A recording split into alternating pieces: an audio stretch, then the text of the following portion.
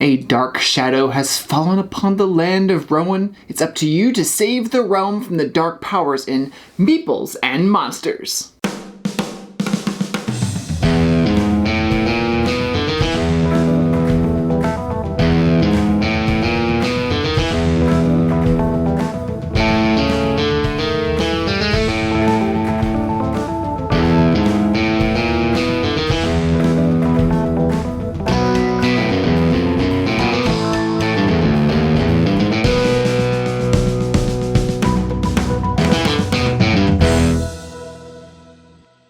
Thank you for joining me today here at Tangermouse Studio D. I'm Kevin Delp. Meeples and Monsters is a 2 to 4 player bag building game that plays in about 60 minutes. It's being published by AEG. They are bringing it to Kickstarter and they sent us this prototype copy to look at. At the beginning of the game, players receive a player board, some quest cards, and a bag with some meeples in it. The main play area has the main board seated with some monsters. The monster deck is constructed with Dark Council cards shuffled into specific spots. There's also a scoreboard with overlords in the middle. Here's a quick overview of the game at Meeples and Monsters. Throughout the game, you're going to be gaining meeples that will help you complete quests, go on adventures, and defeat monsters. Whoever has the most points at the end of the game wins. Your turn is divided into 3 phases: the development phase, the main phase, and the draw phase.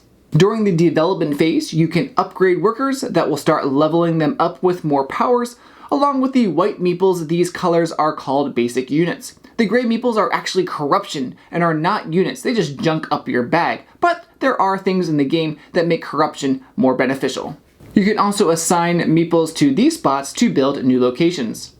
During your main phase, you can use any units that are in your tavern to different areas on the main board. You'll be able to gain more meeples of different colors. Some increase the attack value of your meeples for that turn.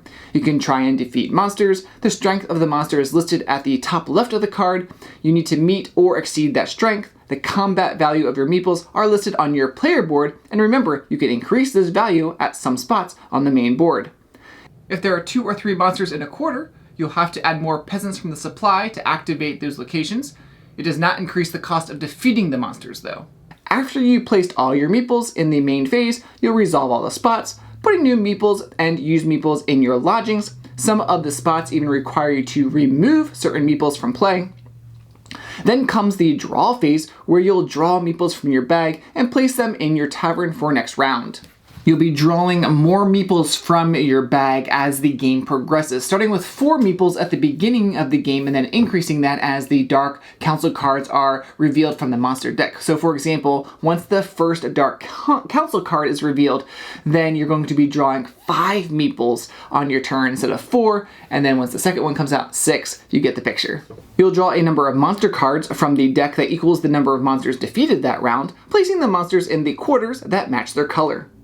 Monsters have different levels and get more difficult as the game progresses. The number of dots on the right side determine the level. There are also different kinds of monsters: humanoid, monstrous, and undead. The banner shows the victory points you earn. Some monsters even give players benefits for the rest of the game.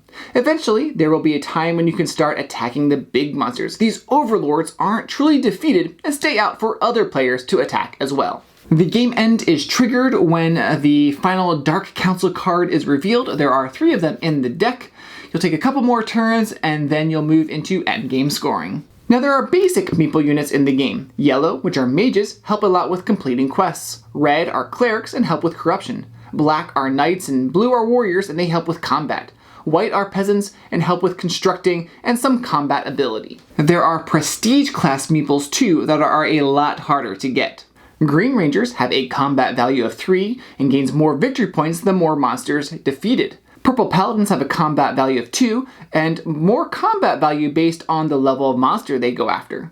Orange Shamans' combat value of 2 are basically wild, acting as any basic unit. So it's really up to you what route you want to take, what color meeples you're going to try to collect to get the most points. There's lots of items in the game that bring variability to the game as well. The game comes with a stack of locations, and not all of them will be used each game, so that each game is going to be a little different with what's available on the main game board. Some of the quest cards activate immediately when you complete them, and some are game end scoring. I appreciate games where you have the ability to not only add in what you want, but also take out. There are spots that can help you remove your meeples from the game, helping you thin out the number of meeples in your bag. There's a handy dandy icon guide on the back of the rulebook that will answer all of your questions about any questions you have about the icons. Our prototype also comes with an expansion called the Four Towers. A stack is set up at the beginning of the game, and a player can complete the top one just like a normal location. That tile then goes into the player's area. Some have immediate benefits, and others end game scoring. The game scales well too for the number of players. For example, the monster deck, there's some cards that come out depending on the player count. The board is laid out well and is colorful with the different quadrants: blue, red, yellow, and black.